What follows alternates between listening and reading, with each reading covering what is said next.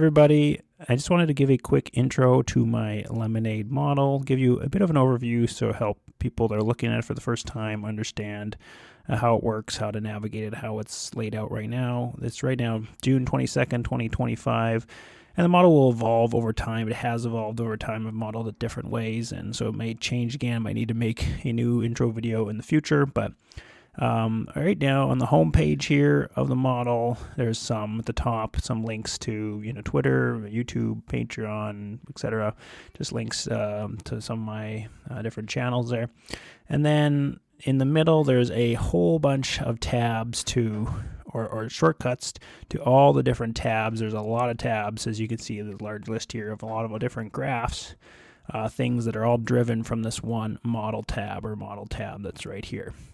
And then at the bottom, I'll have a model history. This shows the latest, what you're looking at right now, this link right here.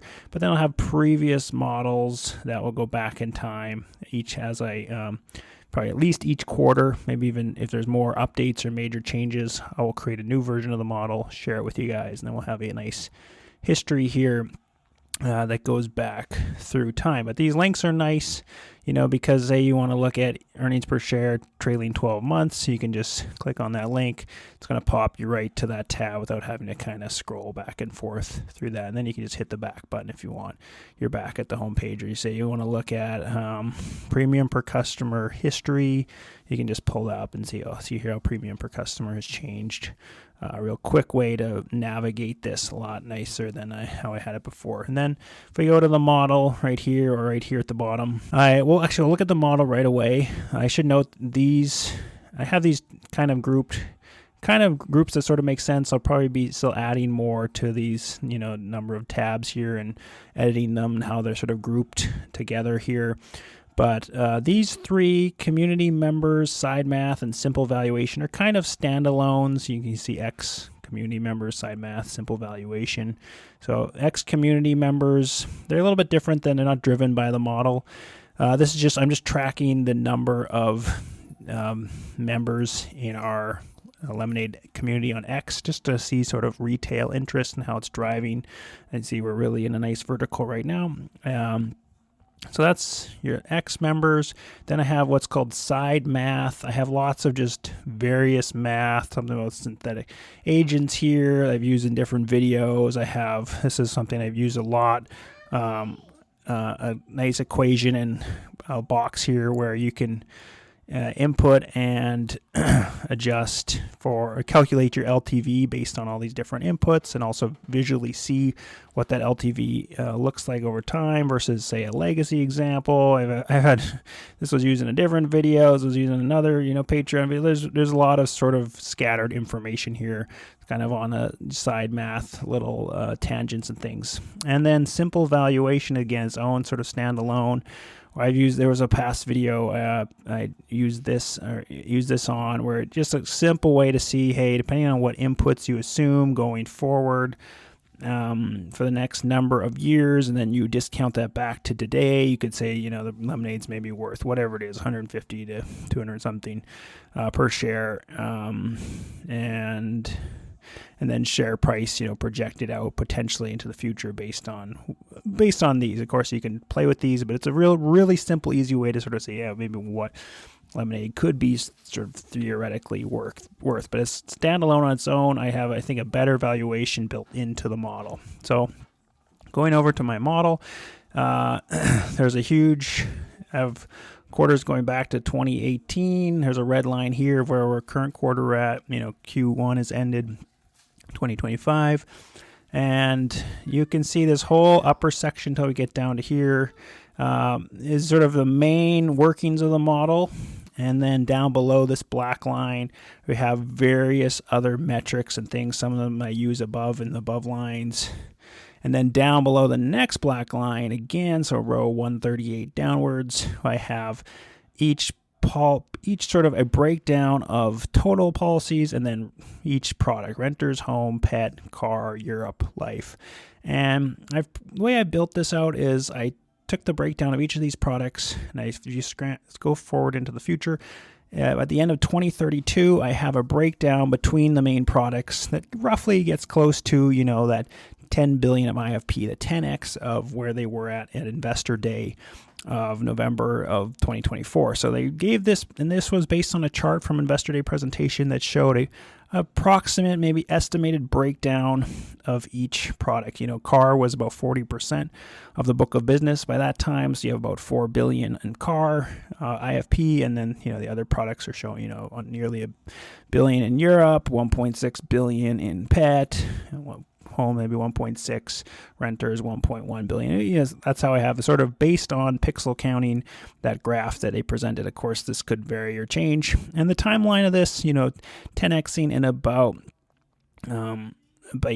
eight plus years after the Investor Day was roughly sort of the timeline they were hinting at that they could grow at. So the way I've done that is I projected it out to 2032. I would say the numbers past 2032 I have less confidence in. I have the model going out to 2035. We can make it even go further. I'm sure it will in future years. But 2032 right now is, the nice, is I think more confidence just because they gave a bit of, in a sense, a guidance around that time frame, rough guidance around the time frame with Investor Day. So then if you go all the way up back to the top of my model, these gray lines here, total customers, premium per customer, IFP, they gave us the IFP roughly for that range. And the way I'm modeling this then is I'm saying, okay, let's say they meet those IFP targets. What does it take to meet those IFP targets? So my IFP, I have that there, and then I work backwards to get total customers and premium per customer. I think my premium per customer might still be a little bit low, which would actually help the financials, because it would help your annual dollar retention if the premium per customer rose faster over this time period. I only have it going to like 900 and something, but that could be something adjusted. But key thing is a premium is driven by sort of this rough guidance we got. Previously before Investor Day 2, I was modeling in a different way where I tried to estimate how much their spend and then how many customers they get and then the premium per customer getting and then ultimately your IFP you're getting. But now I reversed that to say, hey, look, you're getting to 10, you're getting to these target IFPs and then you work backwards to see how much you spend. So as you'll see, then you have gross earned premium as about, I track that. It's roughly about 24% of your IFP. I have reinsurance section built into here. I have a gross loss ratio, net loss ratio, how much you're paying out in your insurance losses built in here. And then I have an annual dollar retention, churn, marketing sort of group of information right here. Even built into it is the synthetic agents that are built here. And so the way I'm modeling this going forward is I'm saying these orange columns or orange rows are really critical. So I have really critical to how I'm projecting this forward. I'm saying, look, churn, I think is going to, I'm going to input what I think customer churn will be. And that's based on, the trend we've seen it over the past number of quarters, also assuming as car rolls out and there's better bundling and less churn from that. It looks like I have about 15.5%. Maybe it should be a little bit higher, maybe 16. I could adjust that, but you can play with and make a copy and adjust it yourself.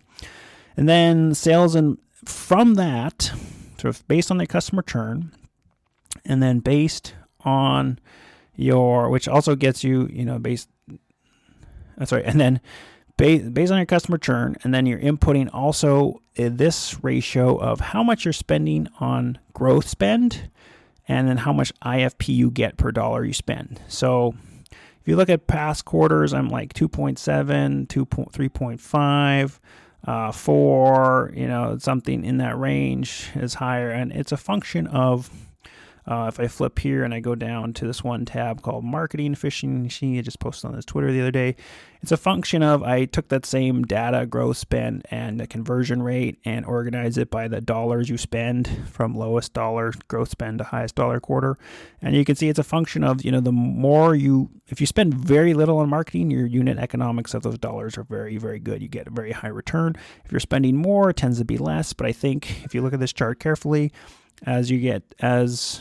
the more recent years tend to be above this average line, and I think that's going to continue to be the case.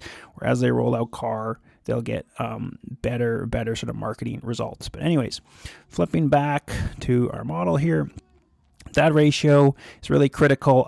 You can see where it was, and then I've seen where I'm inputting or predicting it to sort of potentially go into the future. And I have it as 2.65. That might be low and be high.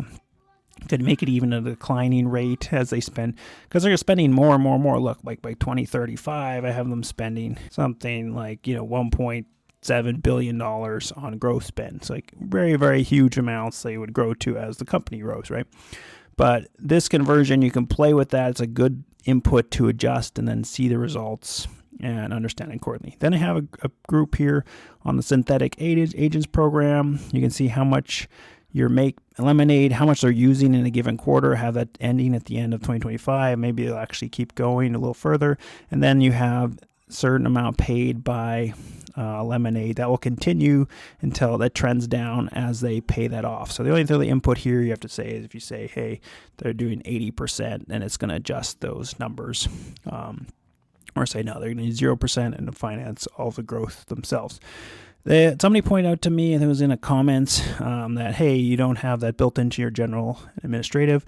I guess, yeah, I could note that in a way. I'm treating this as a separate expense. This is sort of G&A minus the synthetic agent interest that you're paying. So then, yeah, you have the other operating expenses here, other insurance expenses, tech development, general G&A, and you can project those, how I have them have modest growth. I have sort of slowed as they catch up to sort of what they've built so far. And then as they keep expanding, I have modest, 1% per quarter growth. So about 4 to 5% per year. And then at least I've modeled it right now. And then total expenses, there's inputs here for stock-based compensation, tracking cash and cash equivalents, a few other things you're tracking here. So there's a lot of income tax, adjusted EBITDA, investment income, you get down to net income, earnings per share. I have a shares outstanding down here, and so you have a certain dilution rate built into that. Looks like I'm about 1% per year in dilution. And then I have in these columns here, I have at least how I'm doing the valuation right now is I say, hey, if you give a certain PE for either now, then say you put in 30, you can adjust this number here.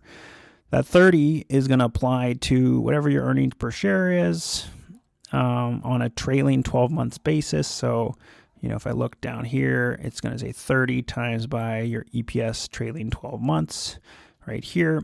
Over the last 12 months, you have, a certain sort of valuation at a 30 PE. But then this 30 PE, it applies to this current share price value, but then this discounts it from a 2035 value at that 30x, 2032, and a 2029. So the 2032 I probably have the most confidence in, that or 2029, of course. But the further out you look, if it's still a 30 PE, you're going to have a higher value right now. So that was a video I did where I said, look, here in 2030, at the end of 2030, what might the share price be worth?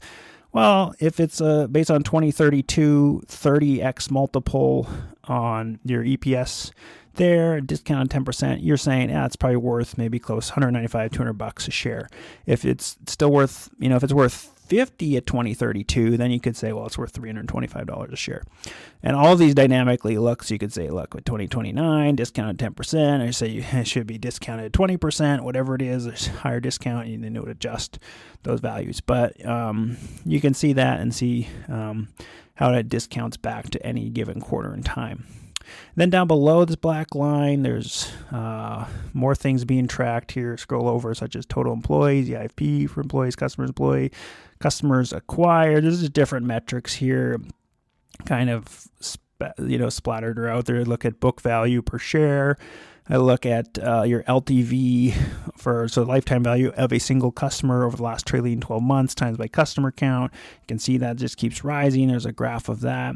And then down below that, again, it's all this IFP tracking between products that we started with. And then down below even that black line, I have to update some of this, which I will be doing, but I've looked at, some comparison loss ratio info around Progressive Allstate Travelers, and use that to try and, give some predictions around where the loss ratio will be, because some of these report early, Progressive reports numbers monthly.